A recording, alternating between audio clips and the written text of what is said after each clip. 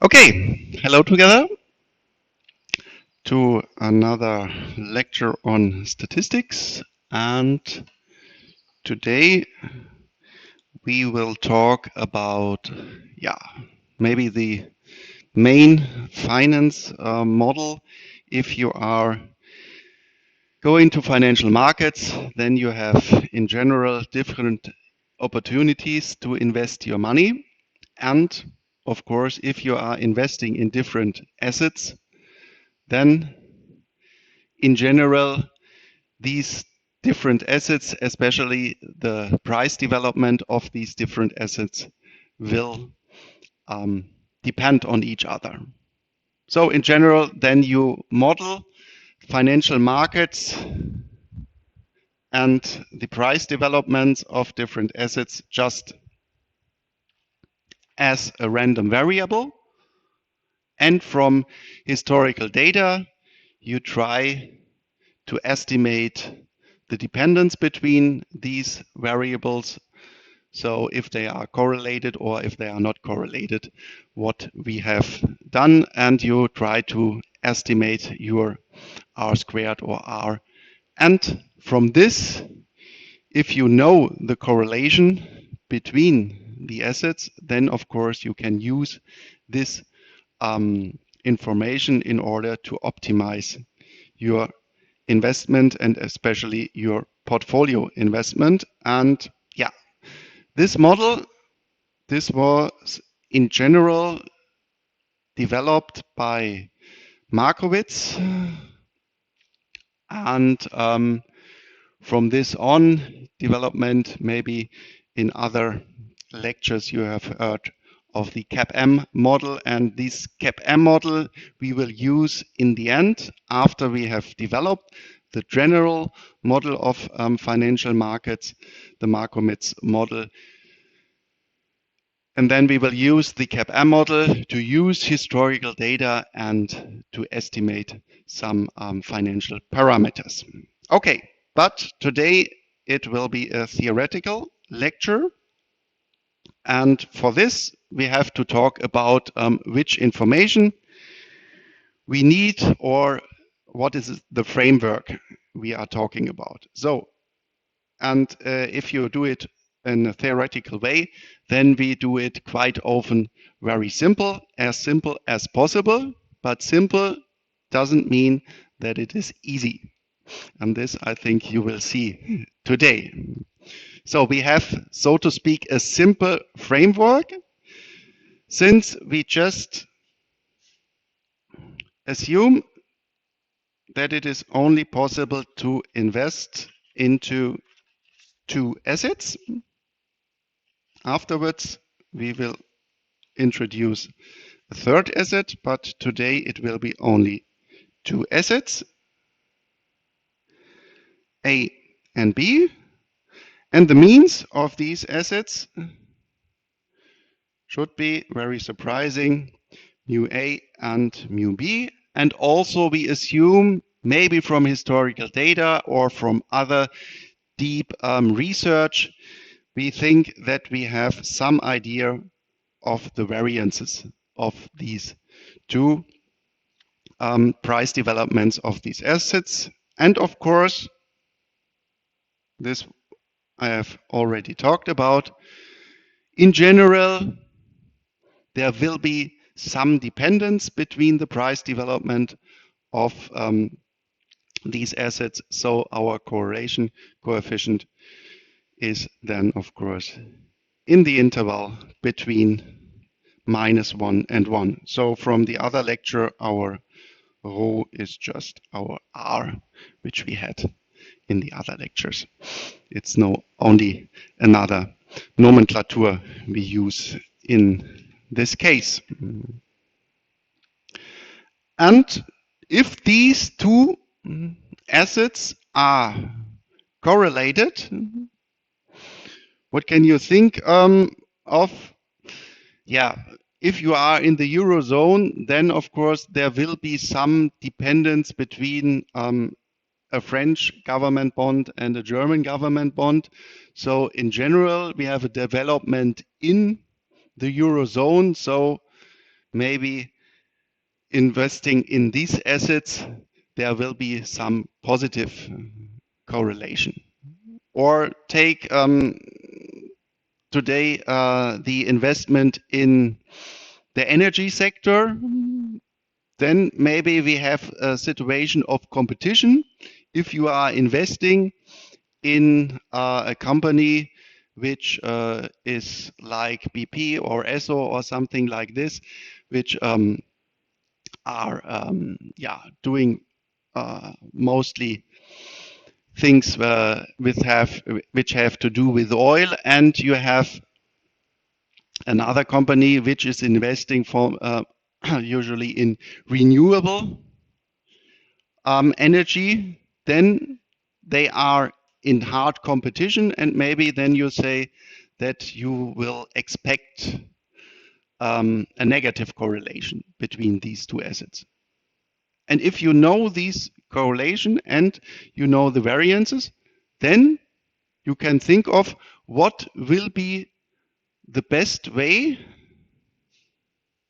how I should invest in a portfolio where I am investing simultaneously in asset A and B.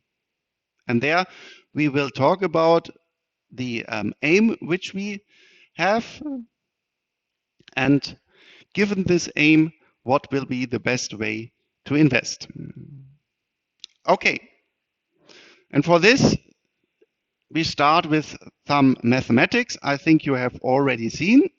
If we are looking for an optimal decision, and we know correlation, we know variance, and we know the means, and we have some preferences, then our preferences depend on these variables. They depend on the correlation, they depend on the means, and they depend on the variances.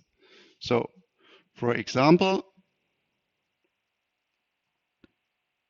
you have a utility function, and this depends on mu1, mu2, sigma 1, sigma 2, and the correlation coefficient. So these variables here are maybe my x, and then you have something like an investment parameter,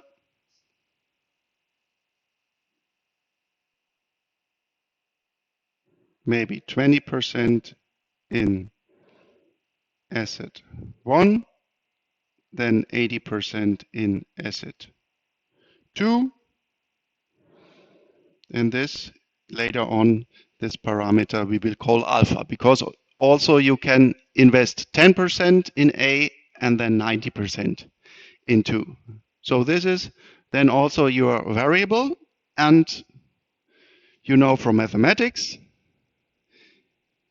in general, if you have more than one variable, quite often you have only a cost function depending on output, C of x or something like this, and then you make C prime equals 0, and this is then your optimal or your minimal cost point, maybe. But in general, in economics and of course in financial markets, you will have more variables. So you have then a vector function. And then, of course, you have to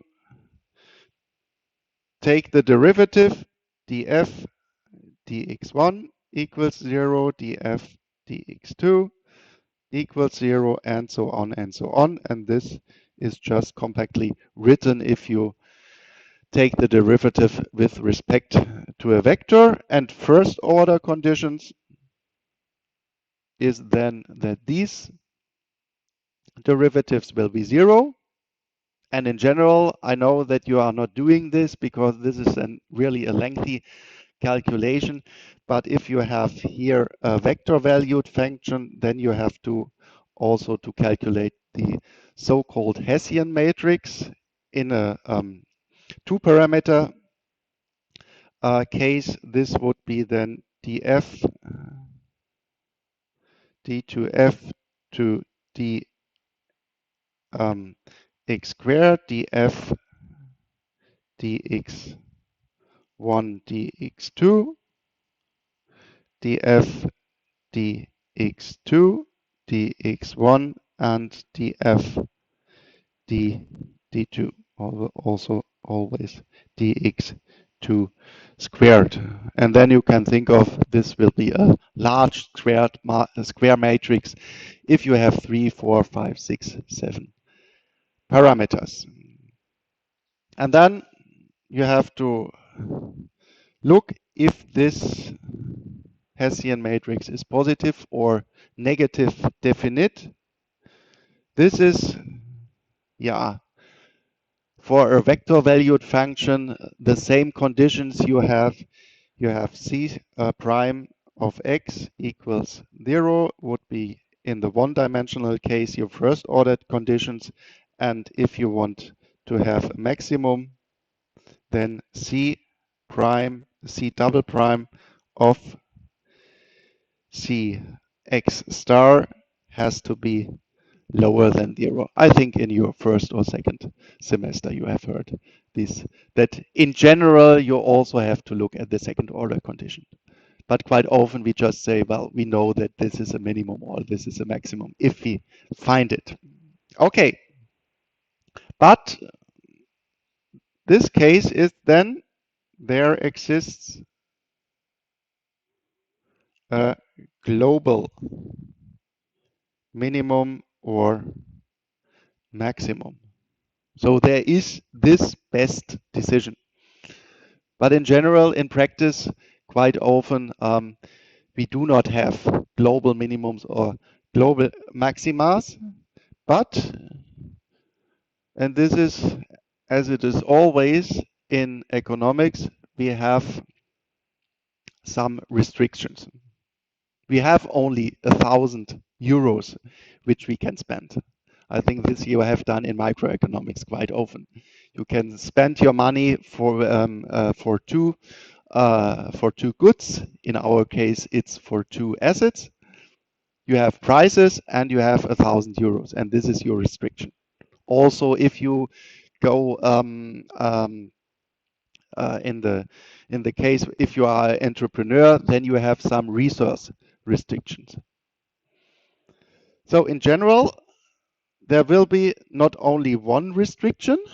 These restrictions are always formulated that you say, I write these restrictions in such a way that they equal 0. Take your example from microeconomics. There you have written m minus p1x1 minus p2x2 is 0. This was your restriction. This is the budget restriction.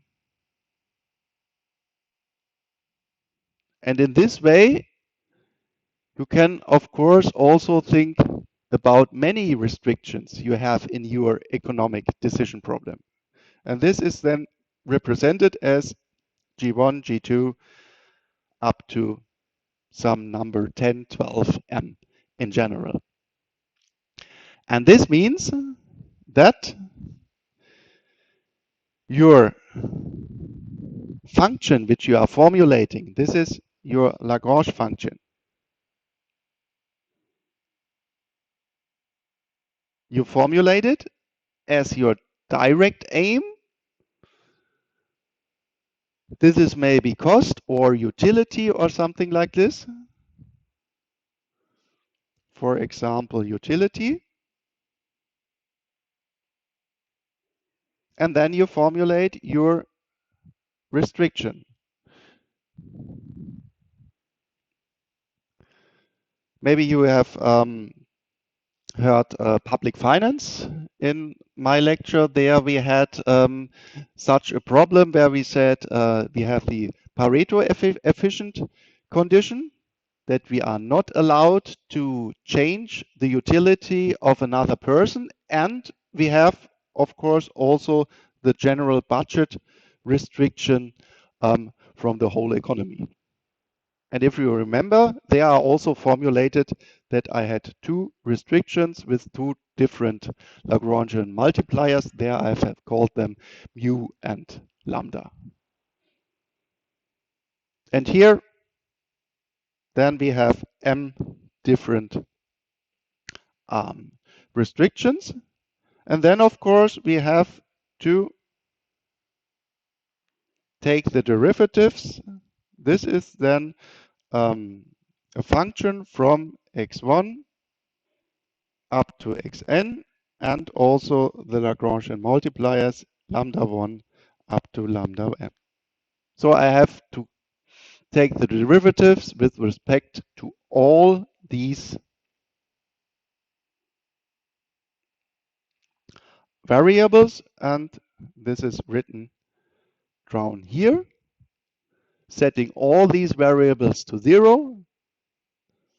Then I have a large system of different equations, and then hopefully I can solve these system.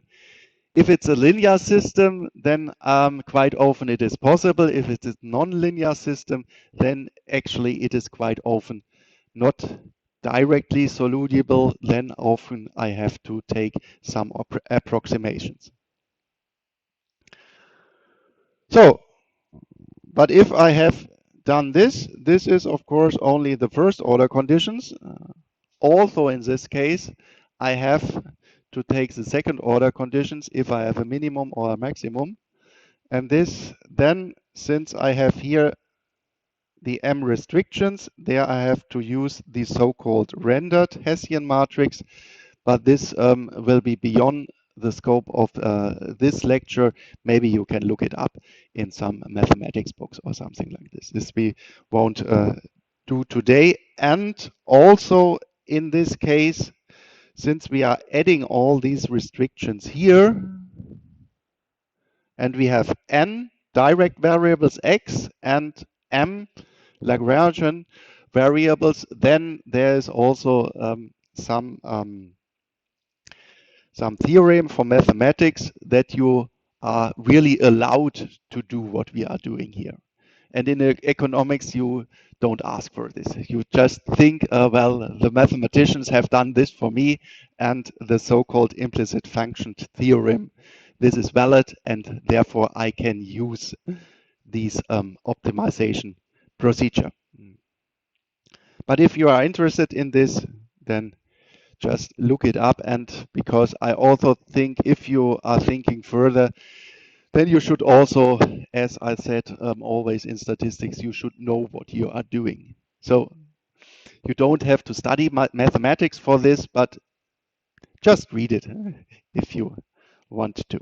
Okay, so this was at first something about the general way of optimization, and such an optimization, at first a global optimization and then an optimization with restrictions, we will use in this Markowitz model of financial markets.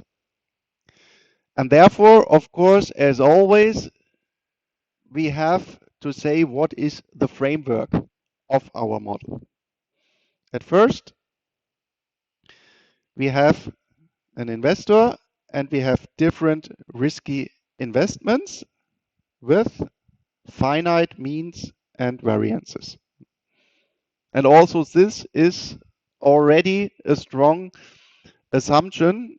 Quite often you say, well, that you have a finite mean, this is no problem, but there are distributions which do not have a finite variance, but we find these distributions, for example, the so-called Pareto distribution, which do not have a finite variance.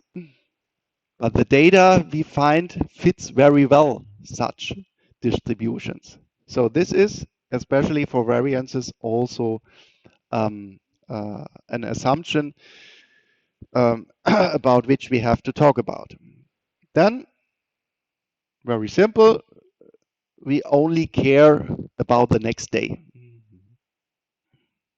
In practice, of course, we not only caring about the next day, but we also care about in 2 days, in 3 days, and so on and so on. And this will be then much more complicated, but we will take it here in this quite simple. And then we say we have a decreasing marginal utility. This is our general assumption. You hopefully know from other courses that the wealthier I am, then the next euro is still good for me. I'm happy to have the next euro, but the next euro, if I'm already a billionaire, then the next euro is the increase of utility for me as a billionaire is less than for a very poor person. This is a quite general assumption. This assumption has not to be true for you, especially, but so in general, this could be a quite good assumption. And we also say that in general, our investors are risk averse. So that we are looking, well, it will be quite good if the variances of my investment is not that large. Also, this has not to be true for you. You can be a very risky person. You can think, well, I can lose all money, but then I have also the opportunity to be a billionaire the next day. This is your individual preferences. But we find from general data that on average, people are more likely risk averse than they are looking for very risky investments. So then this risk should be measured via volatility, in our case, especially in variances, and of course the mean, the expected yield. So our variables here in 4, I have it. Expected yields and variances are my both decision parameters. And this was this risk averse structure. Given the risk of investors, given the risk, investors prefer higher yield to lower yield, or the other way around. Given the yield, investors prefer lower yield, lower risk to higher risk. So this is then in general risk averse investors.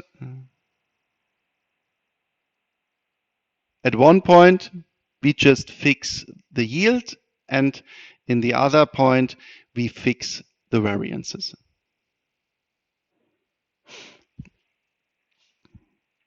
Okay, then some notation. The yield should be R1, R2, and these are both our random variables. The expected value of our variables are just mu1 and mu2. And then, of course, the standard deviation should be sigma 1 and sigma 2. And our correlation coefficient, this we have already done, is defined as the covariance of R1, R2 divided by the standard deviations of both variables. Then R without subscript should be the yield of our portfolio if we are invest 10% in asset 1 and 90% in asset 2. And mu and sigma with no subscript, then of course will be the expected return, real yield of our portfolio, and the standard deviation. So, and this is the framework of our financial model. And now we then can can just calculate the return of our portfolio, the expected value of our portfolio, and oh, here is it already, the variance of our portfolio. So alpha equals the proportion. Oh, this is, we have already here, sorry. Equals, no.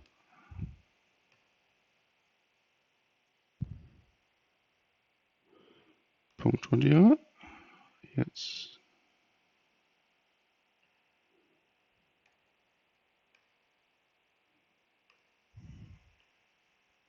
So.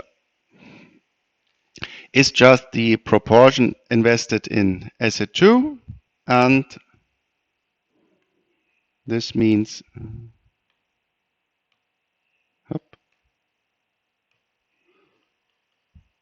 1 minus alpha investment in asset 2.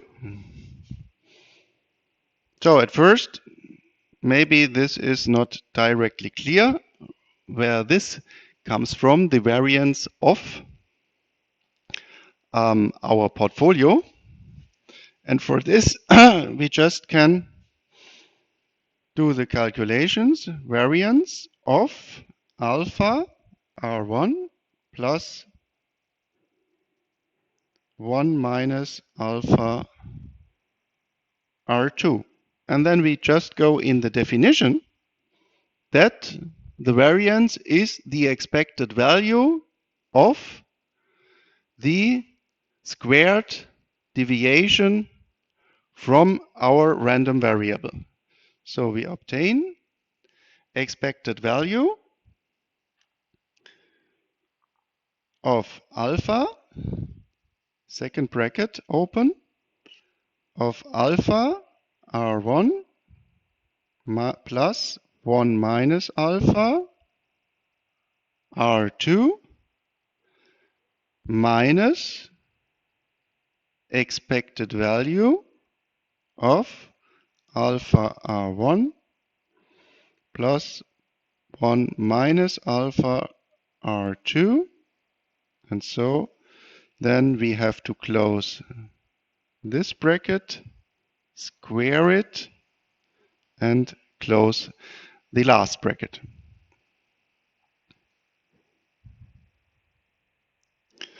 Well, this here we can directly evaluate, since we know E of x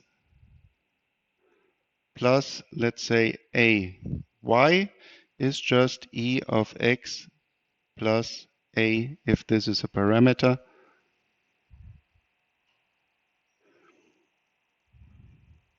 and x, y are random variables.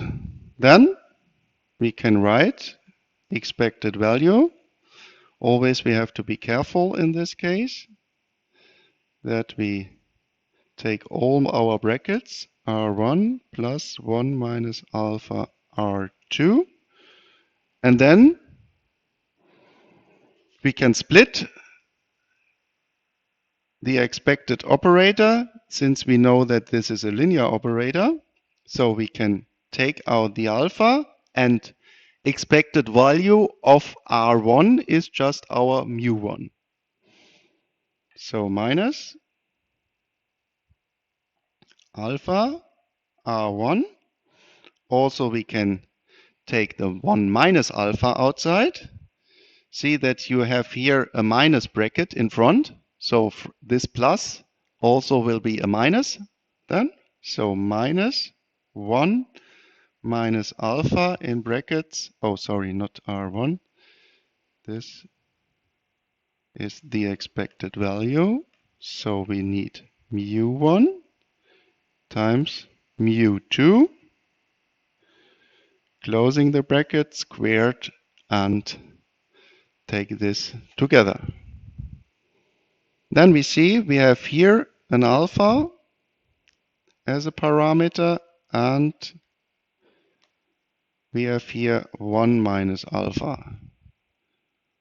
These parts we take together.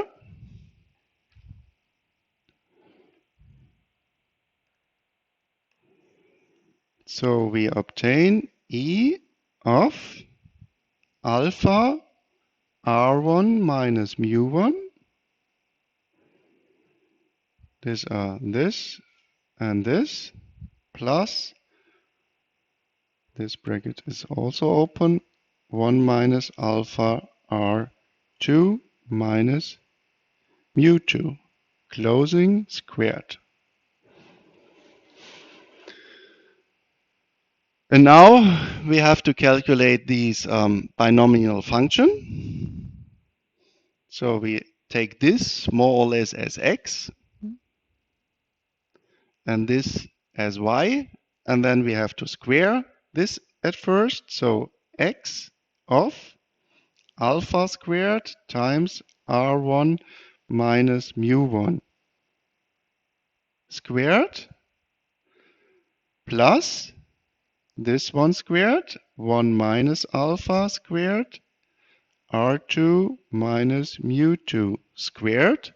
And then, of course, we have this mixed term, 2 times x times y.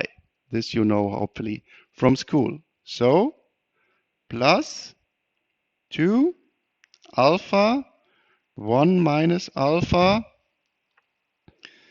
r1 minus mu1 times r2 minus mu2, closing this bracket. Well, and then you see that we are more or less done if you look at this.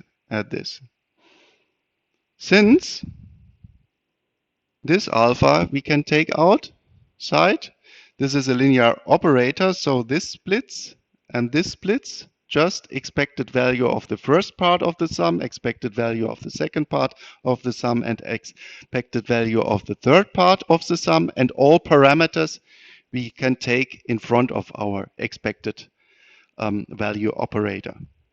So we obtain alpha squared E of r1 minus mu1 squared plus 1 minus alpha squared expected value r2 minus mu2 squared plus 2 alpha 1 minus alpha expected value of r1 minus mu1 times r2 minus mu2. This is nothing else than the variance of 1. This is the variance of 2. And this is nothing else than the covariance of R1, R2. Well, and if you remember, rho was covariance of R1, R2 over sigma 1, sigma 2, then we directly obtain that this result will be this here.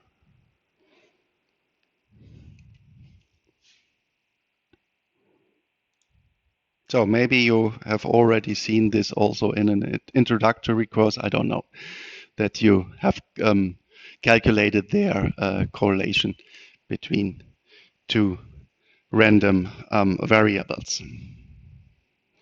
But you see, it is just using this definition here quite often.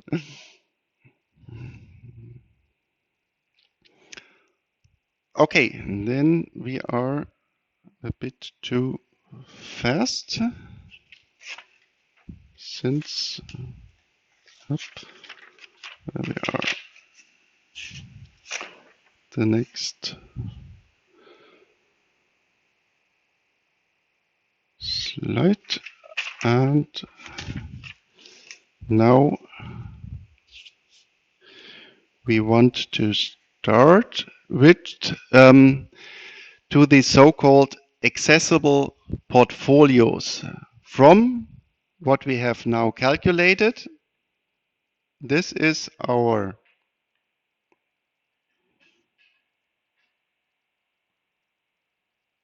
expected value of our portfolio, and this is our variance of our portfolio. And if we assume that we know both means and we know both variances and the correlation coefficient, then both parameters are only dependent on our investment parameter alpha. So then I need an empty slide because this is already the result. So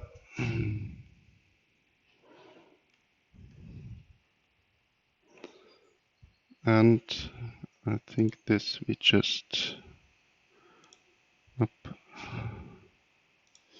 use here. And let's cut this.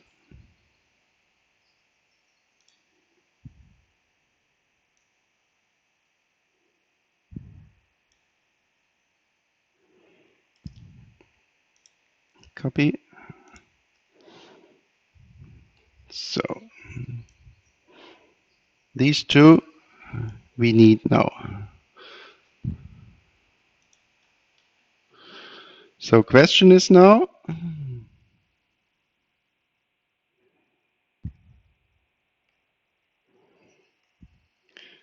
what kind of portfolios are accessible for an investor? So what we are interested, what kind of yields and what kind of variances could I do if I do some investment, 10% in asset 1, 90% in asset 2. And for this, we look at some special cases for our correlation coefficient. Then at first, we start with rho equals 1, perfect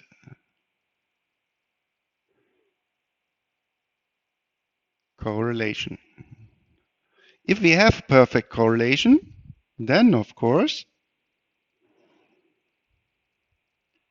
we have sigma equals alpha sigma 1 squared plus 1 minus alpha squared sigma 2 squared, and now this is 1, so plus 2 alpha 1 minus alpha sigma 1 sigma 2.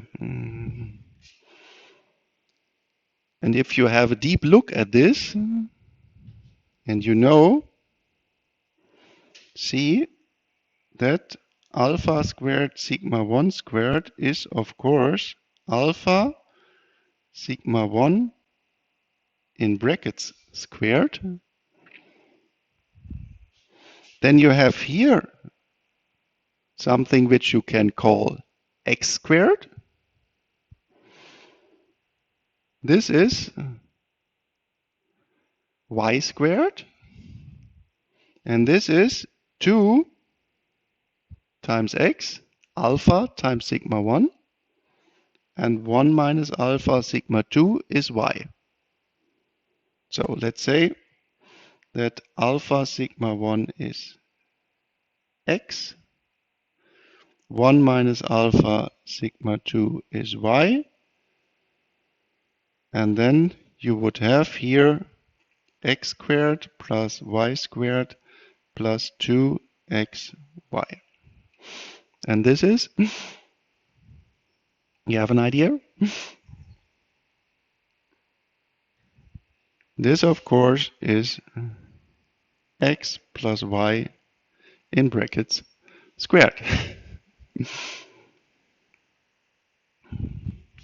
So we can write here alpha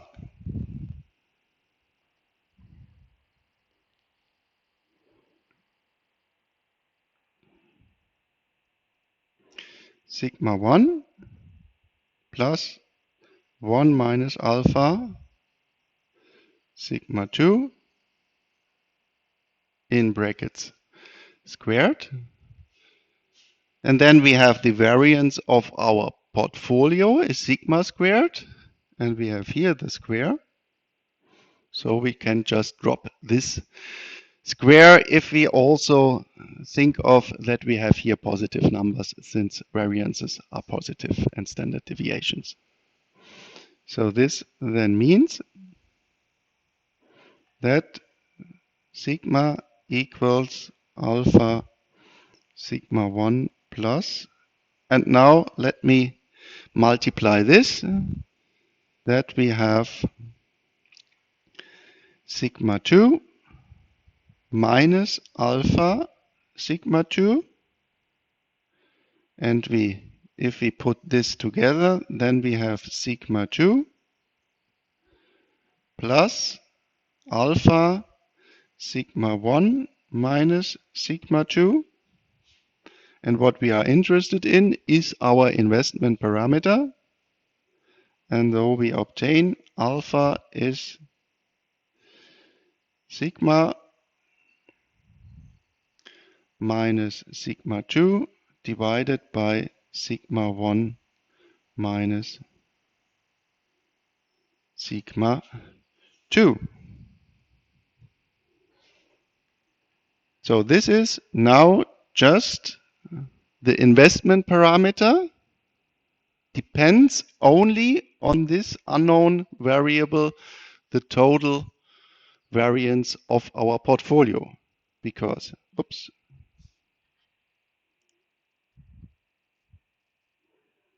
this, and this, we are assuming that we know these parameters from historical data. So these are parameters, and only sigma without a subscript is our variable. But this investment parameter we also find here in the yield of our portfolio. And so we just put this investment parameter in our yield function.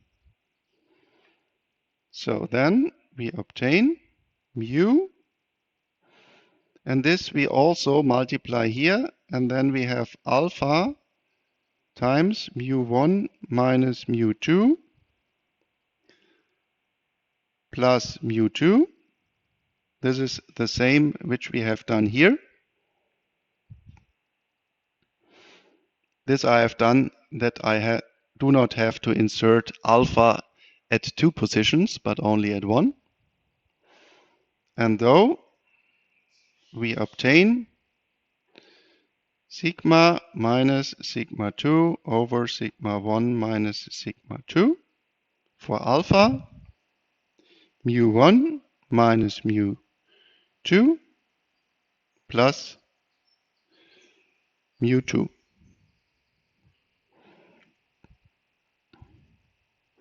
So again, this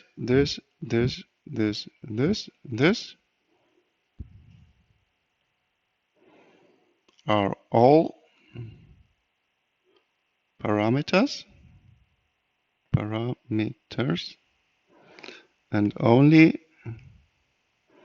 this is our variable.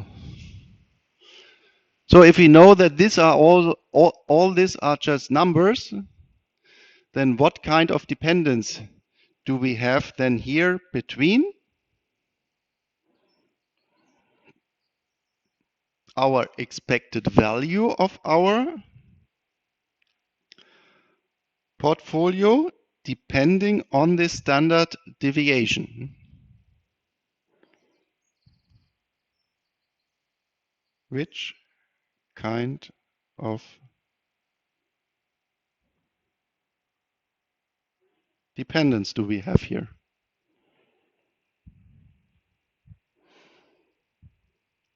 What do I mean with dependence? What kind of functional form is this?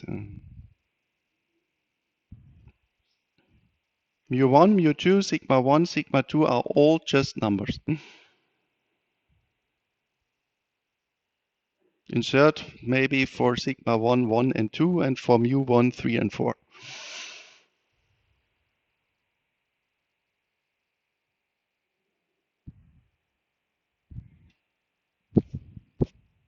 Have an idea? It looks quite complicated, but it is quite easy. Yes, of course. This is just the linear function. And let's see what kind of linear function do we have. Let's assume, I think I've done it here or in the former slide, yes. We assumed without loss of generality that mu1 is smaller than mu2 and sigma 1 is smaller than sigma 2. You can do all the calculations assuming it just the other way around, or mix it that sigma 1 is larger than sigma 2 and mu1 is lower than mu2. This this doesn't change anything in your calculations, but in the graphical representation, we want to have it here that we do not have to distinguish now. So if we write down here mu and sigma, then if we start with the lower values, mu1 and sigma 1 should be here. And then, of course, if we have a linear dependence and mu2 should be larger, then mu2 and sigma 2 should be larger than sigma 1. We have a linear dependence. Then this means if we have a perfect correlation, all these combinations lying on this line are accessible for us as an investor. So we then can ask ourselves, what kind of preferences do I have? And then I choose just one point at this line due to my preferences. This we will do later on. So all these combinations of mu sigma, of yield and volatility standard deviation are accessible for me as an investor. Are accessible. Let's write down here also this is just a linear function. Okay. Then I think I have here some empty slides. Let's take again this part here. And surprisingly, the next part which we take is, of course, no correlation.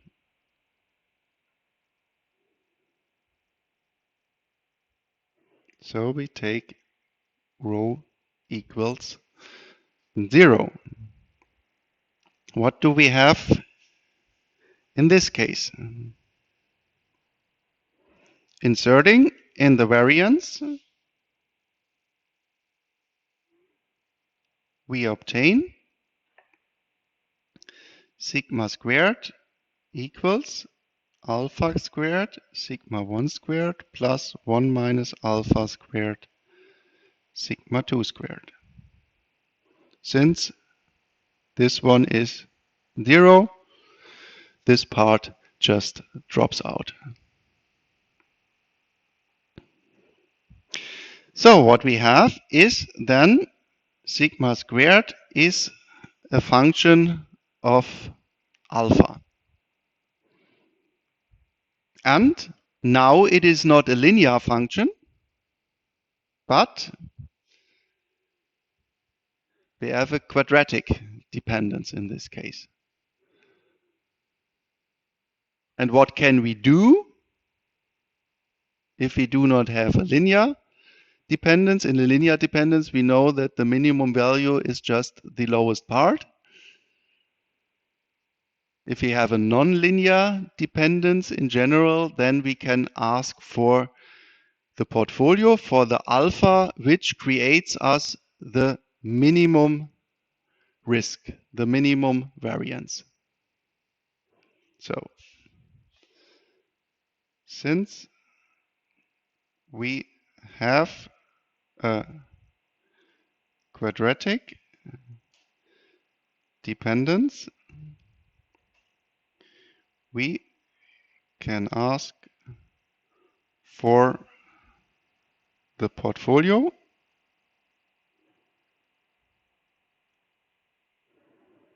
or the parameter alpha, which creates the minimum risk, so to speak, the minimum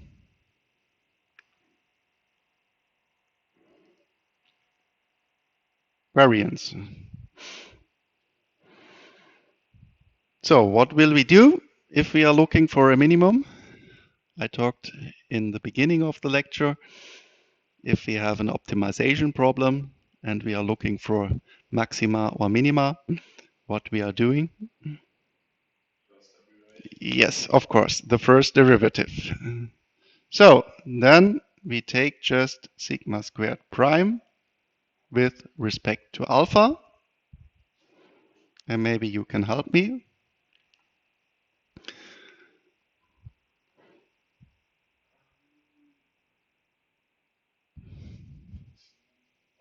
Yes, oh, here is a squared missing to alpha times, yes, sigma 1 squared, and then sigma 2 squared is still just a number, so we can write it just here. This is maybe 3, 4, 5, 6, 7. It's just a number. Take it as a parameter. And 1 minus alpha squared.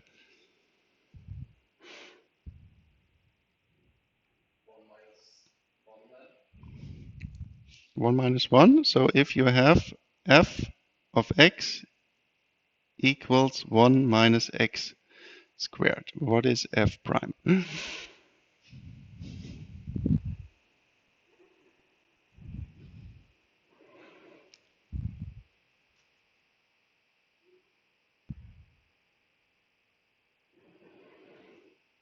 For this, you have to use the chain rule. At first, you have the bracket, the square. The square means just take the exponent in front, so 2, and the bracket with reducing the exponent by 1. Then you have only 1 minus x left. 2 minus 1 is 1. And what is missing? Then you have also to take the derivative of 1 minus x with respect to x. Yes, of course. Minus 1. So we obtain here just a minus sign and 2 times 1 minus alpha. And in the optimal case, this has to be 0. And then, of course, if we take the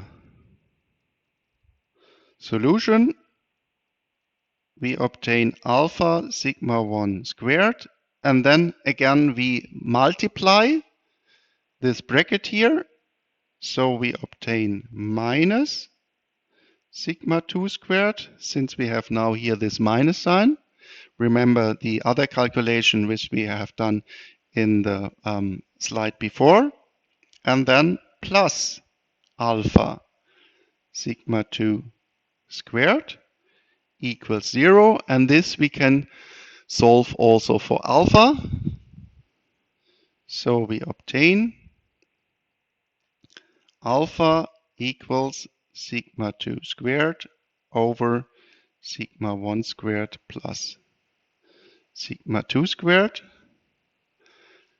And this is investment parameter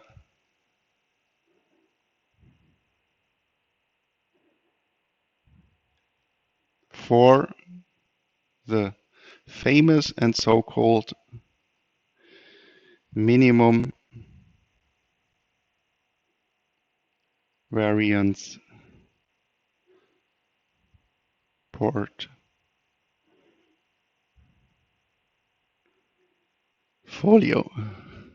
And why is it famous? Well, if you look at it,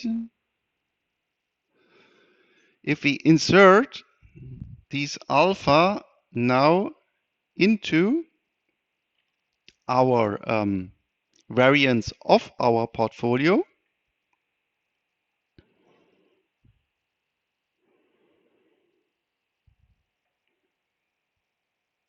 inserting alpha into sigma squared of alpha,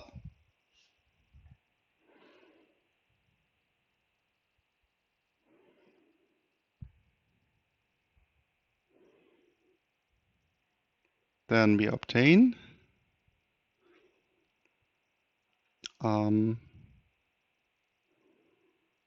sigma squared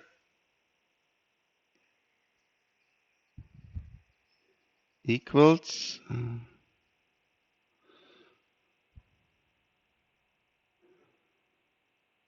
sigma 2 squared over sigma 1 squared plus sigma 2 squared times sigma 1 squared plus, and now we put in, and 1 is also sigma 1 squared plus sigma 2 squared over sigma 1 squared plus sigma 2 squared. Okay? This you quite often do. You're adding just a 1 multiplying by 1 or adding a 0 or something like this. So we write this one just in this way. Because then we have sigma 1 squared plus sigma 2 squared over sigma 1 squared plus sigma 2 squared. This is 1 minus alpha. So we have sigma 2 squared over sigma 1 squared plus sigma 2 squared.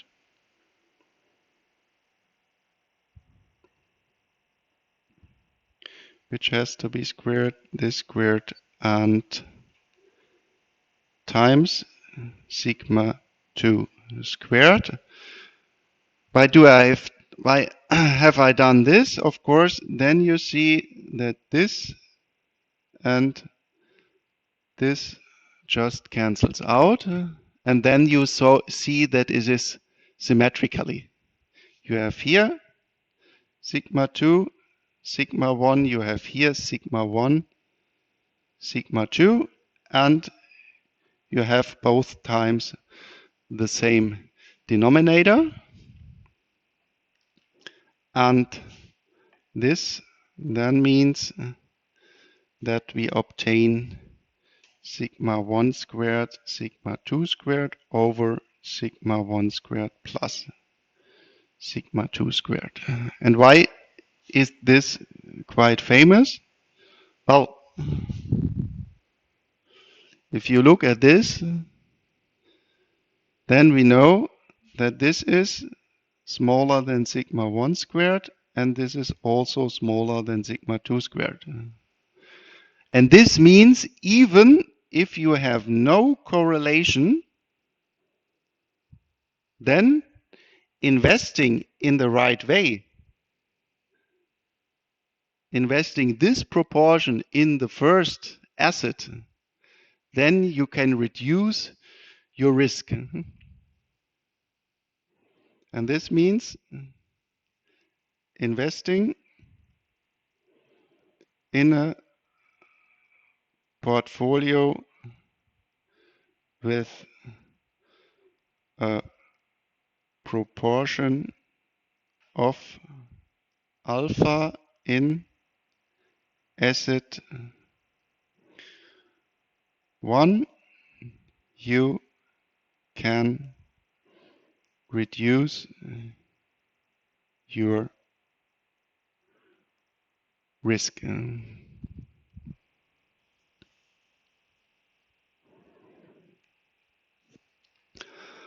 Well, but this is then only the minimum variance portfolio. Of course, your preferences has not be not be constructed that you are only interested in the minimum risk. You also can say, well, I take a bit higher risk, but then I have also the chance for a higher yield. So in this case, we also want to know what are the accessible portfolios. What are the accessible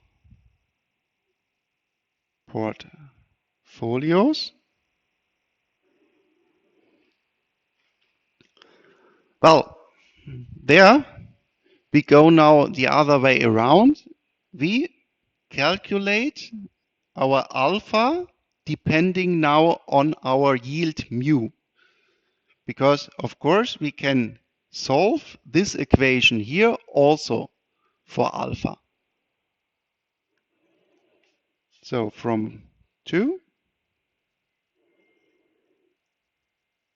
we obtain, again this can be written as alpha mu1 minus mu2 minus mu2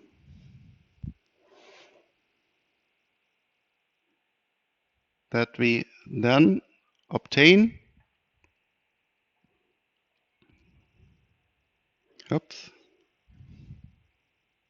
that we have alpha is mu minus mu2 over mu1 minus mu2. This we insert in 3.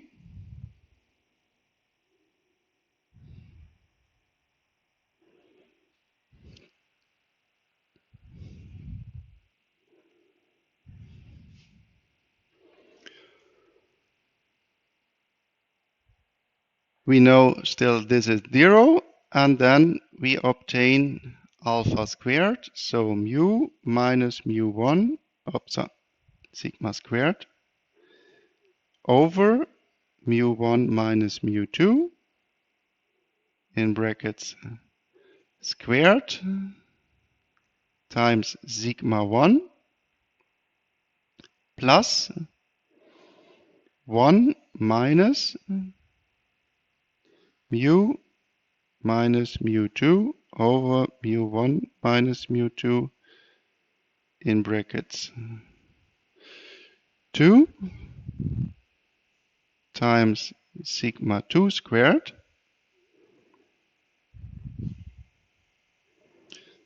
This I change here.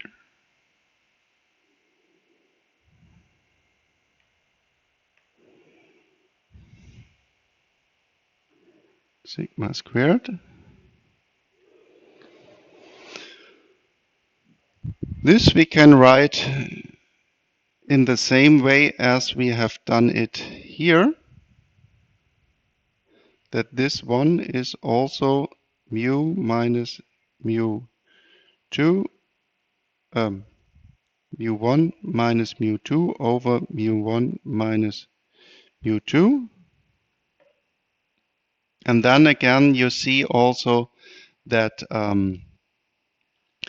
this mu2 and this mu2 just cancel. This is again symmetrically, so that you have here mu minus mu1 over mu1 minus mu2 squared times sigma squared. And this just means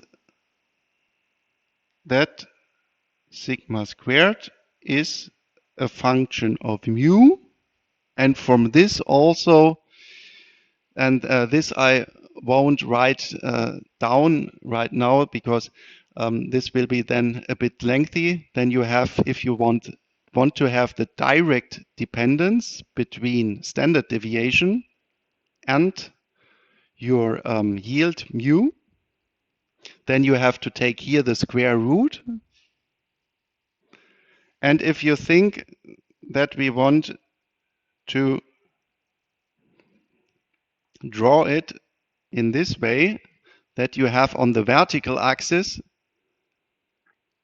mu and on the horizontal axis a sigma, then you also have to invert these function. But in general, I think you know that if I have this dependence, that from this dependence I can do the inversion, that I obtain mu again depending on sigma itself. I will show you in a minute the general result of it. But since you have here a square where you have this parameter mu and not the parameter, the variable mu, and then taking the square root of this, and this you don't have to know, then you obtain a function which is which is a hyperbola. But again, we can put our starting points mu1, sigma 1. This is if we invest 100% in the first asset, and mu2, sigma 2. And now we know that we have here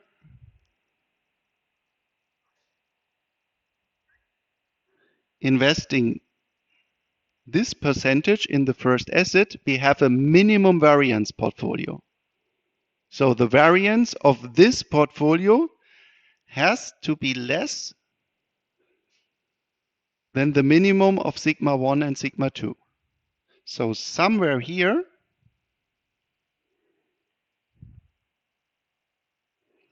has to be our minimum variance. This we have calculated in the beginning. So this is then sigma MVP. Sigma MVP is the minimum variance which we can reach if we have no correlation between our two assets. And this is at first a quite surprising result which we have here, that we can diversify our investment and that the total investment has then lower risk than the 100% investment in both assets.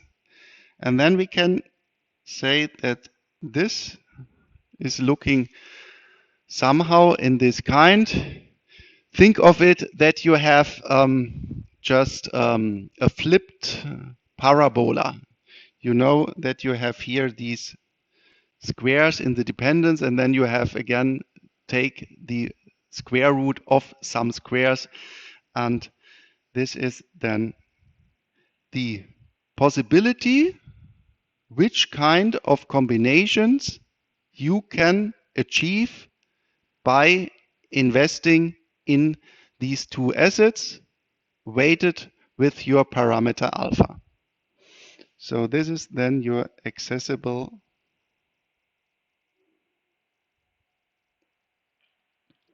mu sigma combinations with rho equals 0.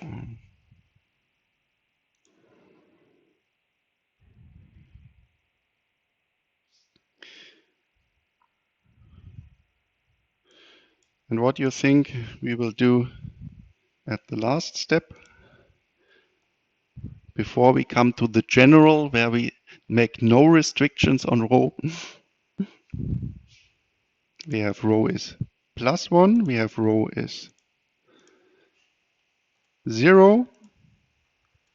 Then we will take what you think -1, of course. Then let's take rho. So the anti-correlation. Think of my renewable investment and the old investment in some oil company, that they are perfectly negative correlated. Well, if we insert this, then of course we have, and now let me write it like this, sigma squared equals alpha sigma 1 squared plus 1 minus alpha sigma 2 squared plus 2 alpha sigma 1 1 minus alpha sigma 2, and not a plus but a minus since we have a negative correlation.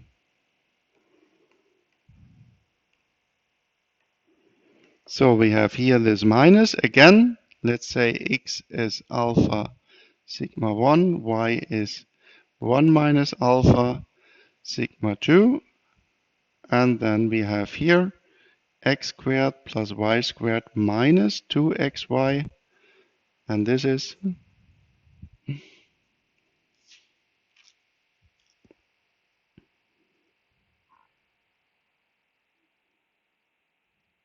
an idea. Yes, not plus but minus. Yeah, I think you meant this. X minus y. So we obtain sigma squared equals alpha sigma 1 squared. Oh, sorry, not squared, but alpha sigma 1 minus 1 minus alpha sigma 2, and now squared. Well, in this case, then we have to write sigma equals the absolute value, because we have here now a minus sign, so this number can of course be negative. Then you have to take the absolute value. So alpha sigma 1, and I just multiply it, minus plus alpha sigma 2 minus sigma 2. Well, and what is quite nice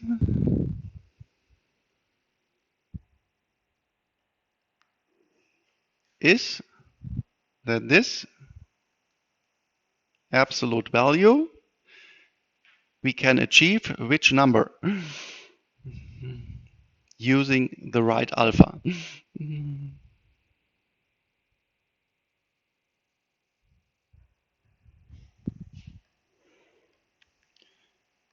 When will you be very happy as an investor?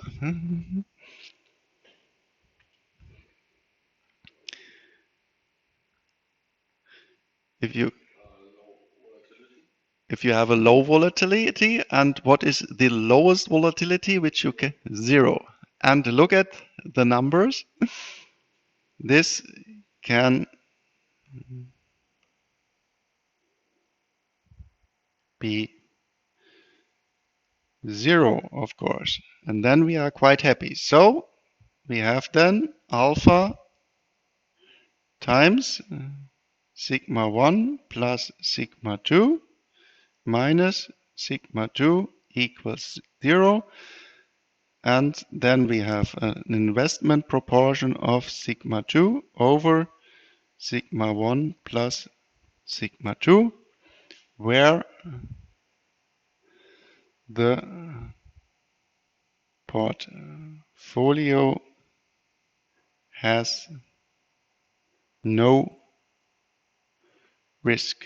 So sigma of, let's take this alpha star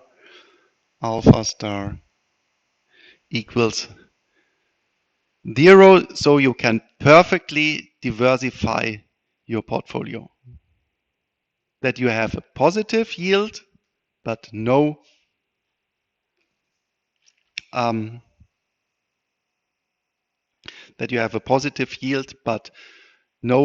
risk in your portfolio anymore. And again, we can insert this dependence here.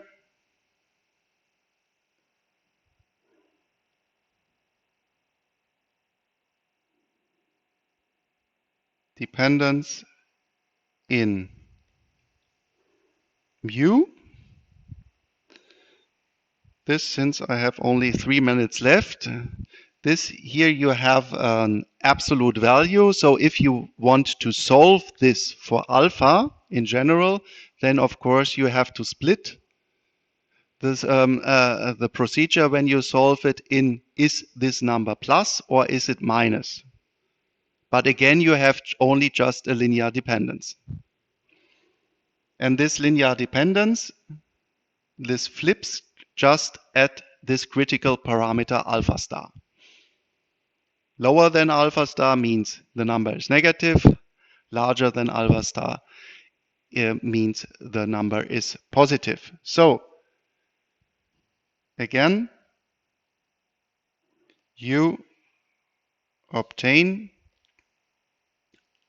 a linear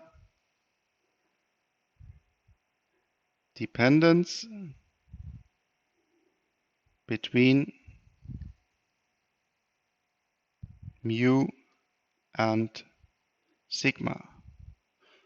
Let's put this also, mu, sigma, then mu1, sigma 1, mu2, sigma 2.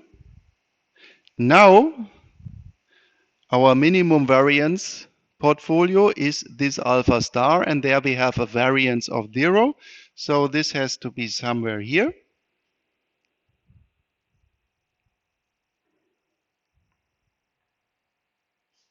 And between these 3 points, we have just this linear dependence. So these are all accessible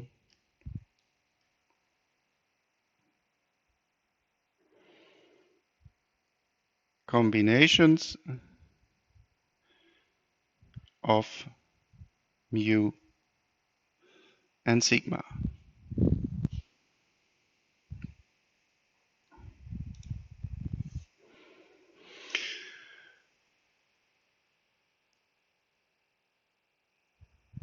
And so, in general, we have now, coming from the extreme points, rho is -1, rho is correlation coefficient is 0, and correlation coefficient is +1. We come to the general result, and this is, and therefore I give it to you directly because this is a quite lengthy calculation. If you just say that I have some general rho, which could be 0.8 minus 0.6 or something like this, then you obtain these dependence between sigma and mu. So this is just sigma squared depending on mu. This represents all our possible combinations which we can reach with some general correlation coefficient. And if we have a smart look at all these terms we have here, then we see that this is in front of this. This is just the variation coefficient, which we have defined sigma over mu. You remember in the start of the lecture. And the part here is, of course, just our minimum variance portfolio, the yield of our minimum variance portfolio. Well, and then the left part has to be the variance of the minimum variance portfolio, because if we investing in the minimum variance portfolio, then the bracket is 0, and then of course we have to be left with this part. And this then means this is only the nomenclature for this, and then we obtain these at the general accessible frontier, or the general accessible combinations. And let's also put our special cases. This is for rho equals -1, and the linear line here is for rho equals 1.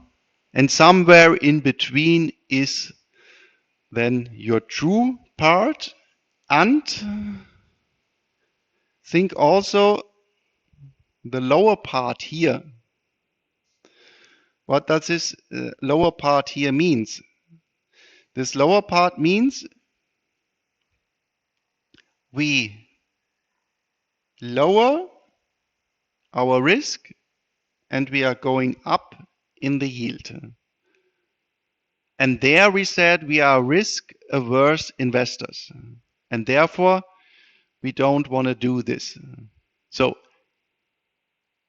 of course, you at yourself, you can say, I'm happy with this. But we have made this assumption that the higher the risk, the higher should be our yield. And therefore, we call this here, the upper part, as the efficient frontier, that these are the combinations which we want to invest. And then I also made here in the dotted lines that we even can move it up here in a region with alpha smaller than 0 or alpha larger than 1. And what does this mean in financial market is also possible, since in financial markets